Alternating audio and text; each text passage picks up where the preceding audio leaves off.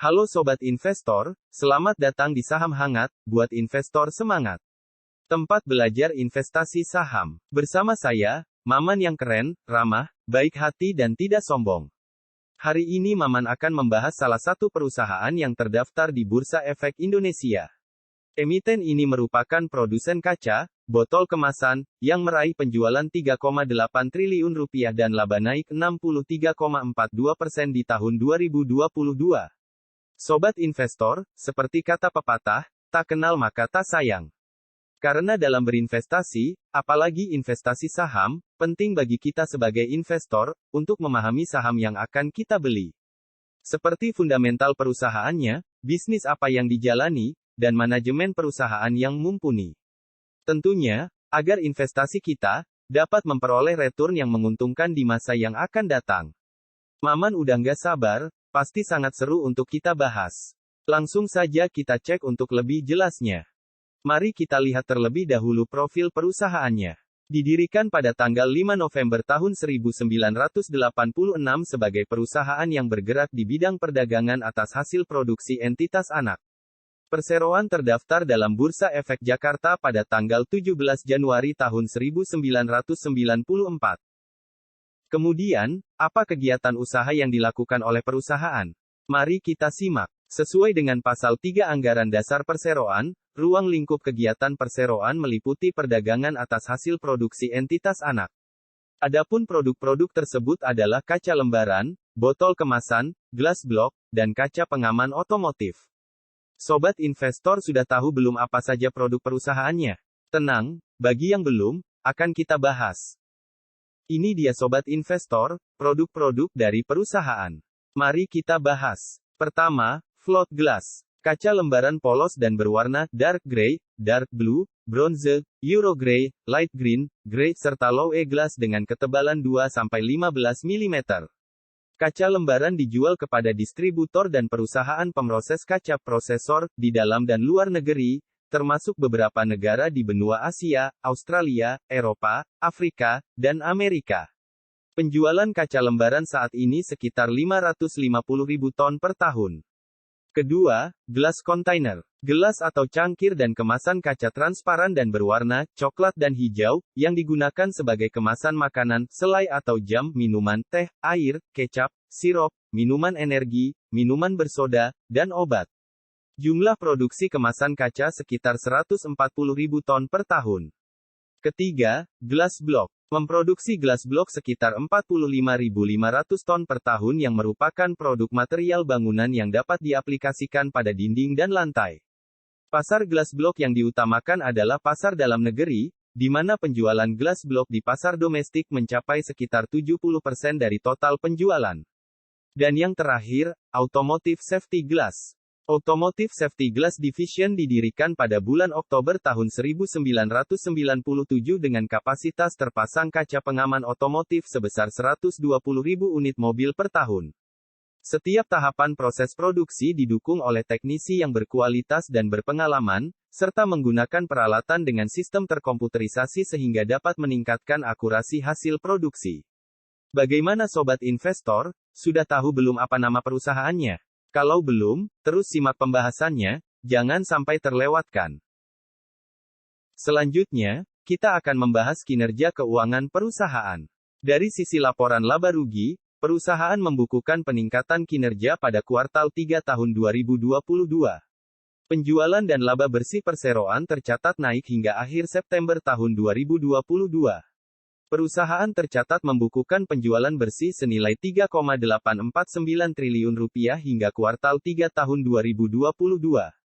Penjualan bersih naik 20,67% dibandingkan kuartal 3 tahun 2021, yang sebesar 3,19 triliun rupiah.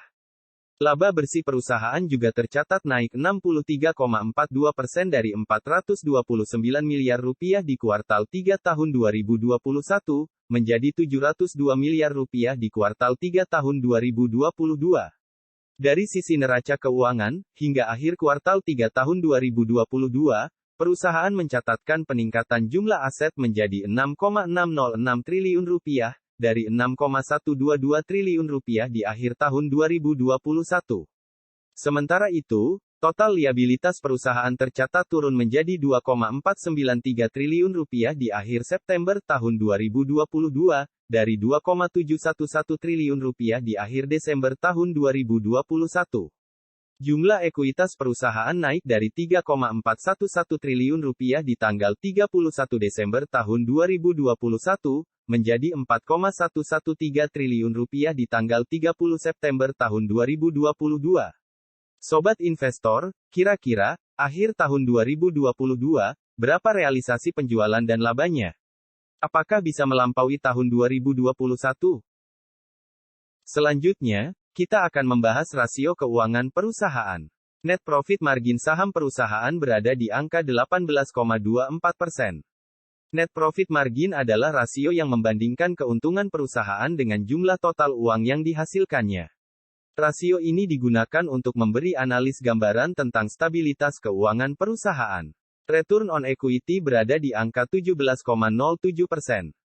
ROE merupakan perhitungan rasio yang menunjukkan kemampuan perusahaan dalam menghasilkan laba bersih dengan menggunakan modal sendiri dan menghasilkan laba bersih yang tersedia bagi pemilik atau investor. Perhitungan ROE dapat digunakan sebagai tolok ukur kinerja keuangan perusahaan. Dan yang terakhir ada debt to equity ratio berada di angka 60,61%. Debt to equity ratio adalah rasio keuangan yang membandingkan jumlah utang dengan ekuitas. Nilai rasio dapat dijadikan sebagai acuan untuk menilai kesehatan keuangan. Kemudian, kita akan membahas daftar pemegang saham perusahaan. Pertama, PT Eka Gunatama Mandiri. Dengan kepemilikan saham sebesar 41,45%. Kedua, PT Mulia Graha Permai. Dengan kepemilikan saham sebesar 25,80%. Dan terakhir, masyarakat atau publik. Dengan kepemilikan saham sebesar 32,75%. Ini dia sobat investor, pergerakan harga saham perusahaan selama tahun 2022. Ternyata, harga sahamnya sudah naik 30%. Dari harga Rp442 per lembar saham di awal tahun, sekarang menjadi Rp575 per lembar saham. Update per tanggal 28 Oktober tahun 2022, kira-kira, menarik tidak sobat investor di harga saham yang sekarang? Mari kita bahas dari sisi valuasi saham perusahaannya. Selanjutnya, kita akan membahas valuasi saham perusahaan. Memiliki price earnings ratio yaitu 4,06 kali. Price earnings ratio adalah rasio yang digunakan untuk menilai mahal murahnya saham berdasarkan kemampuan perusahaan menghasilkan laba bersih. Price earnings ratio yang tinggi pada saham dapat diinterpretasikan sebagai saham yang mahal jika pada periode waktu mendatang perusahaan tidak mampu meraih laba bersih yang lebih tinggi. Kemudian, price book value yaitu 0,92 kali. Price book value adalah rasio yang digunakan untuk membandingkan harga saham terhadap nilai buku perusahaan. Rasio price book value yang lebih kecil dari 1 dapat mengindikasikan saham perusahaan adalah murah, karena masih lebih rendah dari nilai buku. Dan yang terakhir ada book value per share dengan nilai Rp621. BVPS adalah rasio yang menghitung nilai buku sebuah perusahaan untuk setiap lembar saham. Sebuah saham yang memiliki nilai BVPS lebih tinggi dari harga per lembar sahamnya dianggap sebagai saham undervalue. Sementara jika nilainya rendah maka dianggap overvalue. Sobat investor, apakah di harga saham yang sekarang, sudah cukup murah dan menarik untuk dikoleksi? Kira-kira untuk harga sahamnya, apakah akan terus naik atau malah turun? Akhirnya, kita sudah selesai sobat investor. Maman ucapin terima kasih banyak, buat sobat investor yang sudah menyimak pembahasan dari awal sampai akhir. Sobat investor sudah tahu belum apa nama perusahaannya? Tulis di kolom komentar ya, kalau jawabannya salah, nanti Maman kasih tahu. Oh iya, Maman mau ngingetin kalau konten ini hanya bertujuan untuk pembelajaran saja sobat investor, bukan ajakan untuk membeli ataupun menjual. Karena keputusan investasi tetap berada pada masing-masing investor.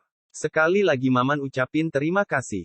Jangan lupa subscribe ya, dan nyalakan loncengnya, supaya Maman yang keren, ramah, baik hati dan tidak sombong ini, tetap semangat untuk buat kontennya. Sampai bertemu lagi. Saham hangat, buat investor semangat.